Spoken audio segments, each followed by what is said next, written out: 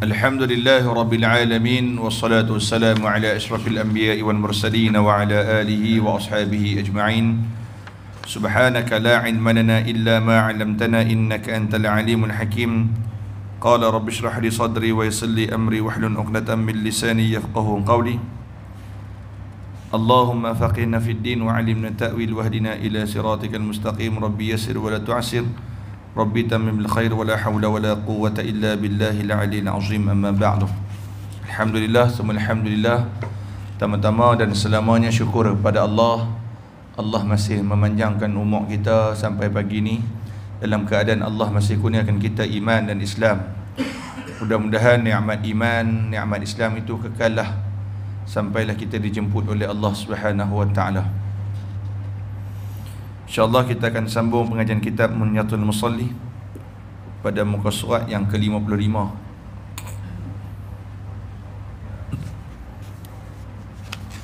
Kita berhenti itu 55 dalam bab perkara-perkara makruh dalam solat. Betul ke? Betul tak? Minta maaf bulan lepas tak ada mai. Sebab saya dipertanggungjawabkan untuk bawa tim takraw Perpinang ke MSSM Kebangsaan di Kedah, seminggu di sana. Kuliah 8 kuliah, termasuk kuliah subuh yang ni kan yang tu. Alhamdulillah tani rezeki Allah Ta'ala dapat mu 3 kan. Kita duk puasa kita kuat dah, rupanya negeri lain lagi kuat daripada kita kan yang tu. Kita duk rasa macam budak mencari impian tu kuat dah, tapi memang mereka kuat pun cuma sikit-sikit saja kan, cuma tak ada rezeki yang tu. Alhamdulillah tahun lepas di Terengganu kalah suku akhir, tahun ni dapat mu 3, okey lah, ada pencapaian yang baik. Baik tuan-tuan, tengok pada perkara-perkara yang makruh dalam solat. Makruh ni kena faham bila sebut makruh, kalau boleh jangan buat, jangan jadi terbalik. Orang kita ni terbalik, makruh tak apalah buat, tak apa makruh.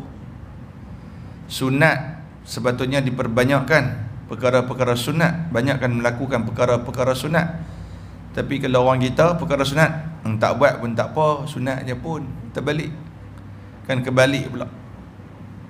Jadi sepatutnya kita elakkan perkara-perkara makruh dan kita memperbanyakkan perkara-perkara sunat.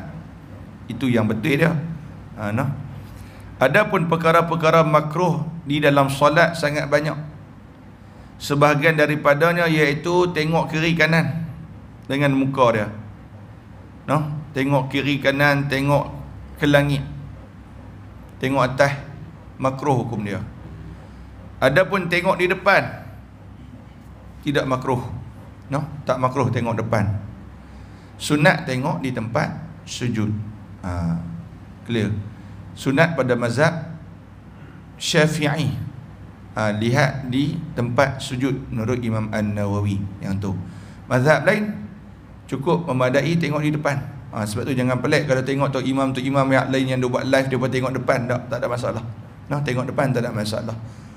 Yang tu tengok depan dan juga tengok bawah. Tengok bawah dalam mazhab Syafi'i sunat. Dalam mazhab Syafi'i sunat. Sebab apa dia buat macam tu?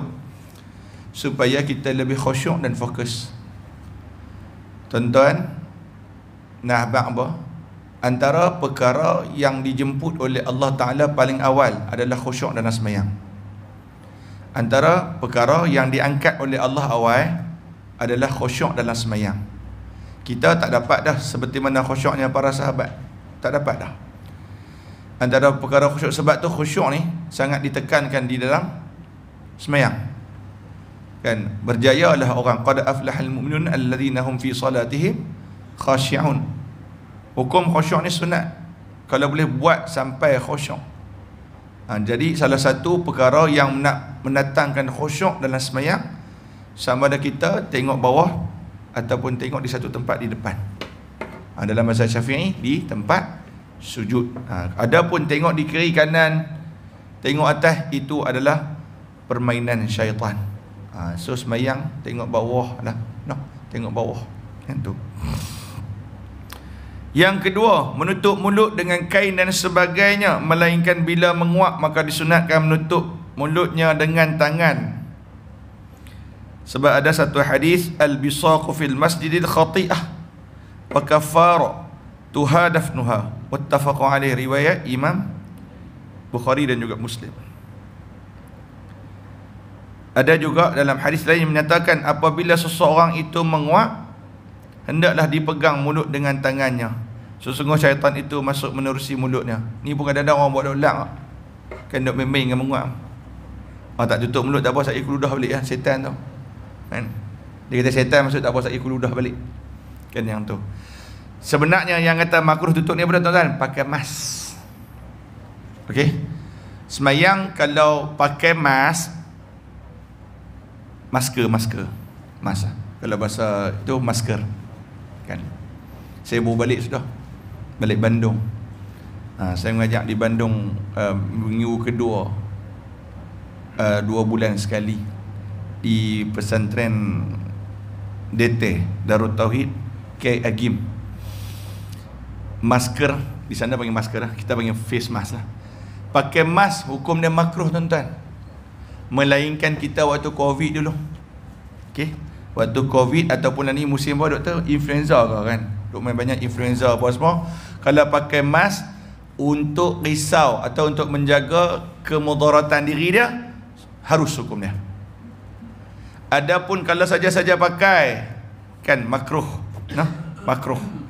Tapi kalau dia tutup tangan waktu menguap, dibolehkan, malahan disunatkan. Tengah menguap tutup mulut. Yang tu clear. Yang ketiga, ikat rambut. Ikat rambut tak boleh, makruh lah, makruh kan. Lepaskan rambut dia tu. Dimaafkan bagi perempuan tak apa kan, perempuan tak apa. Yang tu. Yang keempat, ludah kiri kanan. Tengah sembahyang ludah, ada ke biat perangai lagu ni kan. Tengah sembahyang ludah makruh. Tapi kalau dia sembahyang dalam masjid, haram. Jelas lah. Kalau dia sembahyang tempat lain tak apa lagi, dia bukan tak apa, makruh. Tapi apabila dia sembahyang di dalam masjid, haram tu.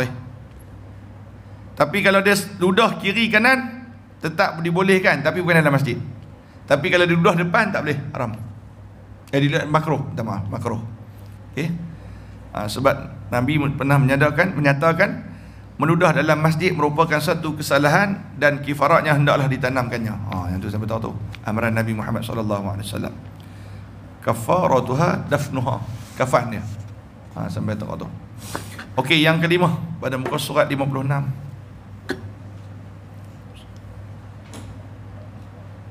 Saya berhenti awal sikit kan ni no. Saya dah merentas desa kan? Sekolah buat merentas desa. Doa-doa minta hujan lah. Hujan? Tahu tak? Indik lah. Tadi lebat, pukul 5 tadi lebat. Saya terkejut bangun tadi sebab hujan lah. Alam tak dengar hujan. Nasib baik dengar hujan bangun. Kalau tidak puyuh. Sampai tadi, lampu tak buka lagi. Kan, tengok jam. Tak nak Faizal sampai. Baru tengok jam, tengok Faizal sampai dah. Alhamdulillah. Kodak saya lah azan, saya lah imam, saya dah kuliah. Betul. Baik, antara yang makruh lagi, tengah sembahyang cekak pinggang. Kan, cekak pinggang ni dikatakan diibaratkan sebagai orang yang sombong. No? Orang yang sombong dan takabur. Orang yang belagak lah. Macam tu. Sebab apa?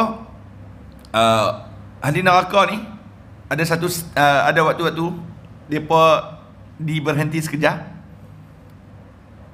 Kan, waktu dia duduk senang lenang tu, dia bukan cakap pinggang. Amboi mak dah lah duduk dalam neraka. Kan, baru diberi kesenangan sikit lah. Terus dia cakap pinggang, sombong. Ahli neraka ni memang orang yang sombong, kan? Orang yang sombong.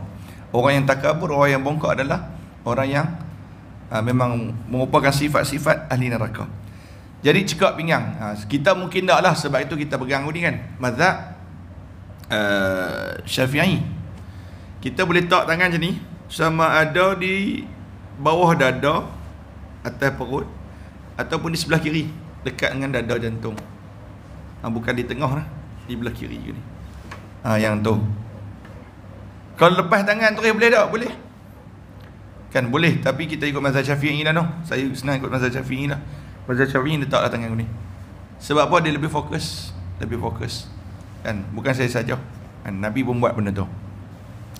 Yang keenam, merendahkan kepala daripada belakang waktu rokok. Waktu rokok tu dia turun lebih. Dia kena sama je. Jangan turun lebih. Makruh hukum dia. Bukan haram makruh. Tapi jangan buat macam tu. Dan kalau boleh tengah rokok, tolak sikit kepala, tengok tempat sujud. Yang tu bukan saja baik dari segi untuk menjaga fokus dalam solat, malahan baik untuk tulang belakang. Betul tak tu? Kan? Yang tu. Dia tarik belakang. Kalau saya duk tarik belakang, buat tu rasa lega. Sebab tu solat ni merupakan riadah. Kan, riadah jasmani untuk membetul balik tulang-tulang belakang kalau kita buat bagi betul-betul lah. Yang tu. Yang ketujuh, makruh lagi semayang waktu keadaan nak asa, nak kentut, nak terberak, nak buang air kecil, nak kencing dah, nak kencing ke nak berak, duk berasa ni dalam perut dia ni, tapi dia gagal semayang tak? Makruh. Makruh. Yang tu. Dalam keadaan ini hendaklah diselesaikan dulu perkara tersebut, kemudian barulah dikerjakan semayang. Selama tiada kesuntukan waktu, jika suntuk waktu tak apa semayang pun tak apa. Maksud kata kalau waktu panjang lagi, bila berak tu, berak apa semua tu, baru semayang, barulah solat. Tapi jikalau waktu dah suntuk, kan, contoh syuruk pukul 7.06 tu, 7.06 syuruk, dia sedap-sedap 6.50, nak berak tak dan dah ni, kan. Tapi rasa nak berak pagi-pagi, saya memang kalau pagi memang saya akan check in lah. Tu yang tadi saya check in dulu kat belakang, saya memang gitu. Kalau tengok waktu macam tu lagi 10 minit tak dah ni, ambil wuduk semayang. Yang tu tak apa, takut terlepas waktu. Yang tu clear lah. Baik. Yang ke-8, bersembahyang di hadapan makanan ataupun minuman yang diingininya. Kan sembahyang dekat surau nasi kandar Sulaiman, contoh, ada nasi kandar Sulaiman di surau tak ada sana? Tak tahu. Duk sembahyang dulunya nasi kandar Pelita, kan. Kalau Pelita Sungai Dua tu adalah surau tu selalu singgah. Sembahyang makanan dah dihidang, memang dia teringin, makruh hukum dia, tuan-tuan. Sebab tu kalau boleh, kalau ada waktu, kesundukan waktu yang mana kalau dia tak makan mengganggu solat dia, pergi makan dulu. Makanan sudah dihidangkan, telah disiapkan, dia pun nak semayang ni, tapi dalam keadaan sama perut lapar sangat-sangat lapar. Kalau semayang ni tak boleh fokus ni, sebab makanan dah hidang, pergi makan dulu. Pergi makan dulu. Makan berpada-pada lah, bukannya makan sampai kenyang sengkok, tak kira malas semayang pula, kan. Makan agak-agak ringan-ringan saja, bagi sedap perut. Yang tu. Tapi kalau betul-betul duduk depan makanan, kenduri dihidangkan depan makanan tu memang favourite dia, nasi kandar, ayam L, sotong ngandung. Geram tengok kandar Sulaiman ni, hari-hari dia bos dalam dia punya tu. Buat lagi tak buat dah kerana, kan, nak beratok boleh ya tu billah, kan. Yang tu ramai, subhanallah, ramai. Tak apalah, alhamdulillah rezeki dia. Yang tu. Jadi hukum dia apa, tuan-tuan? Makruh. Makruh. Nabi kata apa? La salata bihadratit ta'am. Hadis riwayat Imam Muslim.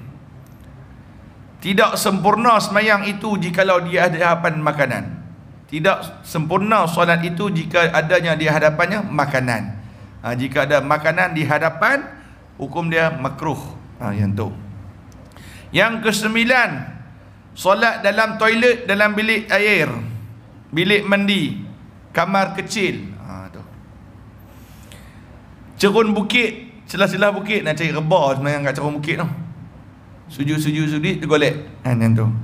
Ataupun di tengah jalan, di pinggir jalan tak apa lagi, di tengah jalan. Yang ni tak buat orang kot. Ataupun tempat najis, makruh, kan. Tapi kalau dah tak ada tempat, contoh kita pergi satu mengembara, waktu dah suntuk nak semayang, tak ada dah tempat ni, semua tempat penuh dengan tai burung, tai cicak, tidak membatalkan wuduk. hanya membatalkan solat. Yang tu kemarin mereka duk tanya, pijak tak cicak batal wuduk ke? Batal sembahyang ke? Wuduk tak batal solat saja. Wuduk ni kalau ada ni, contoh ada wuduk ni, ada wuduk kan, tiba-tiba jatuh dalam loji tangki air indah water, wuduk tetap tak batal. Clear? Yang batal adalah solat. Sebab apa? Najis. Wuduk ni terbatal lagu mana? Keluar sesuatu daripada dua jalan. Kita dah sebut dah awal dulu kan, dah sentuh. Keluar dua jalan, kencing ke, berak ke, kentut ke. Sentuh lelaki dan perempuan yang bukan mahram tanpa berlapik. Sentuh kemaluan, tidur tak punggung, tu.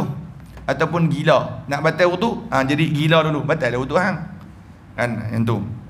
Selain daripada tu, tidak batal wuduk. Tapi sembahyang batal? Ya, batal sembahyang. No? Sembahyang batal kalau kena najis, tak cicak, yang tu. Contoh kalau tuan-tuan dah tak ada tempat sangat, tuan-tuan buat macam mana? Tuan-tuan hanya bersihkan tempat anggota sujud saja. Clear tak? Kalau contoh kain pun tak ada lah kan. Contoh kain, kalau kita ada sejadah lah, tak apalah. Ni contoh kain apa pun tak ada, ni. Tapi taik penuh, taik burung nak berak. Lagi 4 minit nak masuk dah waktu lain. Kita cuci tempat yang sujud sahaja. Clear? Yang tu. Clear? Dan juga tempat berhala. Semayang dalam tokong, dalam kuil, boleh tak? Boleh, tapi makruh. Sayyidina Umar pernah bersolat dalam tempat berhala. Kan yang tu. Hukum dia makruh. Sampai tak ada tempat lain. Tapi tuan-tuan, memang di Malaysia okey lah. Dulu waktu duduk di Azhar dulu, di Mesir ni, di tempat saya, Syubra ni,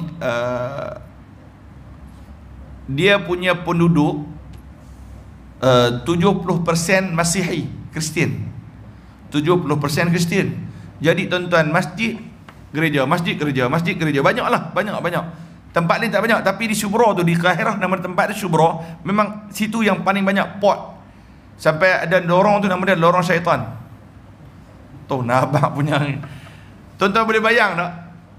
Kristian dalam majoriti paling banyak di tempat kami, tempat Quran tu. Kami situ maksudnya fakulti Quran lah, Syubra ni kan, fakulti Quran. Kemudiannya tuan-tuan, musim panas, dah hujan sungguh. Musim panas, agak-agak tuan-tuan dia pakai macam mana? Kan? Goyang iman. Kira musim panas tak keluar sangat, menjaga mata, alasan. Kan, tapi memang betul tuan-tuan. Dugaan. Kan duduk di Syubra ni, godaan dia, dugaan dan godaan mata. Kan orang Arab dok depa pakai godaan depa. Kan tambah-tambah Kristian. Jadi tuan-tuan, gereja, tuan-tuan jangan pelik kan kalau pergi ni di Mesir, saya sebut Mesir lah. Kan negara lain saya tak duduk lama. Tuan-tuan dengar depa baca Injil sebiji macam baca Quran. Dengar depa baca Injil sebiji, depa jenis ortodok. Depa Kristian hak jenis aliran lain. Dia Kristian pun dia ada Katolik dan Ortodok. Katolik mengatakan apa? Ortodok ni satu aliran sesat. Gitulah. Yang depa pun berbalah sama-sama depa. Kan mengatakan Ortodok sesat. Tapi tuan-tuan dengar depa Ortodok, Kristian Ortodok, kalau baca Injil sebiji macam baca Quran tu. Dengar dengan set taranum apa semua cukup. Kan saya mula-mula sampai sedapnya dia ni baca. Ayat apa yang dia baca ni? Tak pernah mengapai pula aku ayat ni. Duk peremang telinga member kawan sini duk gelak first time sampai sini duk gelak. Insya-Allah aku ni banyak lupa Quran ni. Kawan tepuk, lupa Quran apa dia baca Injil weh. Oh, ya ke? Dalam kepala otak kita Allah tak pernah dengar, tapi sebiji macam baca Quran. Gitu. Jadi tuan-tuan, bila banyak gereja, satu hari masjid pun banyak, tapi masjid di sana kalau di tempat duduk rumah saya tu dia kecil-kecil. Masjid yang boleh muat besar surau ni je. Tapi buat Jumaat juga. Tapi bila main lambat, duduk belakang kan. Sana memang kena main awal. Kira kalau main dekat khutbah pertama ada sampai memang pakai duduk doa. Duduk luar dah main lambat. Kita awal-awal dulu buat perangai sahabat kat Malaysia. Khutbah kedua baru nak start motor. Kan? Khutbah kedua baru nak start motor. Khutbah kedua sampai masjid. Tuan-tuan, sampai masjid penuh. Semayang. Tapi nak cerita ke di Mesir, badan di dalam masjid, kaki masuk dalam gereja. Sebelah-sebelah. Ni macam muslimat ni. Ni masjid, buka pintu gereja. Tak pelik. Di sana tak pelik, tuan-tuan. No? Dalam badan kita duduk kat masjid, kaki nunjuk. Buka pintu gereja. Clear. Yang tu. Tapi kalau sengaja pergi belah tu, tak boleh lah. Hukumnya makruh. Ada jenis tu. Mereka tak pergi, tak bergaduh lah. Setakat yang saya duduk mengaji tahun 2005 dulu, tak bergaduh lah. Kan ada lah juga kadang-kadang dia ada. Sebab mereka bukan macam kita. Kita ada 5 waktu yang sering solat. Mereka tak ada. Mereka ada hari mereka je, hari Ahad. Kan kalau mereka sambut Christmas, mereka pun bulan 1. Kan kita sambut orang kita sambut 25 kan. Mereka bulan 1. Mereka ada tarikh dia. Saya tak ingat. Dia lagu tu saya pun tak tahu. Daripada tarikh-tarikh dia. Kan? Yang tu. Baik, yang ke-10. Dah ke-7. Solat di tempat unta berkumpul atau di dalam kandang unta, sama ada telah dirobohkan atau tidak. Jika telah dirobohkan maka harus, jika dialaskan. Jika tidak maka tidak sah solat dia. Najis kan? Najis. Kan yang tu. Dan yang ke-11 sama macam tadi juga, bersembahyang di rumah ibadat Yahudi, ibadat Kristian ataupun kuil Tok Sami. Kan dia terangin nak pergi tengok apa duduk dalam tu. Kan depa apa. Kan memang tempat jenis macam tu, tuan-tuan, makruh. Apa kalau kita Keloksi kan, temple Keloksi dekat Falimo kan. Tuan-tuan, memang kita tengok orang kita ramai duduk pergi kan. Makruh tau. Tapi tempat-tempat lagu tu hukumnya makruh. Malahan ada sebagian ulama katakan haram. Tu yang bahas baru ni pasal ada artis pergi tempat Al-Ula tu, tempat kota kaum Samud kan. Kan ada artis buat, tuan-tuan tahu tak pasal tu? Tempat-tempat lagu tu, tuan-tuan, hukum dia makruh. Ada ulama kata haram. Contoh, tuan-tuan pergi umrah, lepas tu dia buat package, jom pergi Madain Soleh. Madain Soleh pun ada ulama kata makruh kan. Tapi kalau untuk mengambil i'tibar agar kita lebih dekat dengan Allah, diharuskan. Tapi kalau pergi nak sekat selfie, pergi seakan ambil gambar bubur dalam Instagram apa semua, nak tunjuk ke orang kata aku pergi tempat ni, hukum dia makruh. Lok mati pun sama. Tempat-tempat yang diturunkan bala oleh Allah semuanya makruh. Diturunkan bala. Sebab tu ahram apa dah? Piramid pun asal dia hukum dia makruh. Malahan memang Syekh kami pun larang kami pergi. Sebab pergi sana jangan duduk sonok. Pergi sana untuk nak abang. Inilah kesan yang Allah Ta'ala tinggalkan bagi penderhaka pada Allah. Yang tu. Tapi kalau pergi semata-mata nak sono apa semua, nak mati ke, haram ke, Allahumma salli alaihi wasallam, Madain Saleh ke. Sebab ni package ada baik, package ada tu. Package umrah yang letakkan sekali ziarah ke tempat-tempat macam tu. Kan yang tu noh. Nak pipi lah, tapi ambil sebagai iktibar lah. Bagaimana Allah Ta'ala boleh kalihkan ataupun hujani orang golongan yang mungkar pada Allah sehingga jadi luk mati. Kan tu golongan apa? Liwat, homoseksual yang tu. Pergi ambil untuk sebagai iktibar dibolehkan. Tapi sekadar-kadar untuk nak pergi mandi, pergi baca sohabat. Luk mati ni, tuan-tuan, kalau pergi luk mati, tuan-tuan di tebing ni tu memang nampak ketul-ketul garam. Ketul-ketul garam memang duk ada tepi-tepi tu.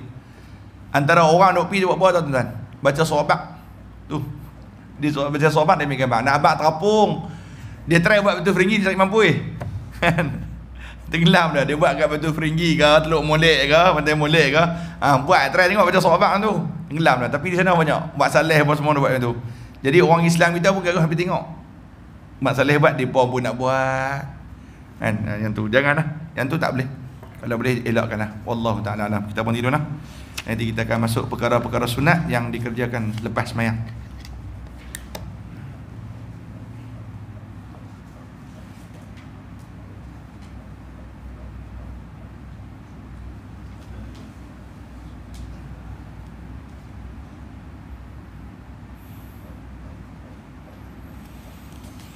A'udzu billahi minasyaitonir rajim. Bismillahirrahmanirrahim. Alhamdulillah rabbil alamin wassalatu wassalamu ala asyrafil anbiya'i wal mursalin wa ala alihi wa sahbihi ajma'in. Allahumma arinal haqqa haqqan warzuqna ittiba'ahu wa arinal batila batilan warzuqna ijtinabah. Allahumma inna na'udzu bika min munkaratil akhlaq wal a'mal wal ahwa wal adwa. Rabbana atina fid dunya hasanah wa fil akhirati hasanah wa qina adzabannar. Walhamdulillahi rabbil alamin. Yang baik itu daripada Allah Subhanahu wa taala, salah dan silap. Daripada kalam saya sendiri, kita tutup majlis dengan kafaratul majlis dan suratul nas. Subhanakallah bihamdika asyhadu an la ilaha illa anta astaghfiruka wa atubu ilaik. Bismillahirrahmanirrahim. Wal 'asri innal insana lafi khusr illa alladhina amanu wa 'amilus salihati wa tawassaw bil haqqi wa tawassaw bis sabr. Aqulu qawli hadha wa astaghfirullahal 'azim li wa lakum. Assalamu alaikum warahmatullahi ta'ala wabarakatuh.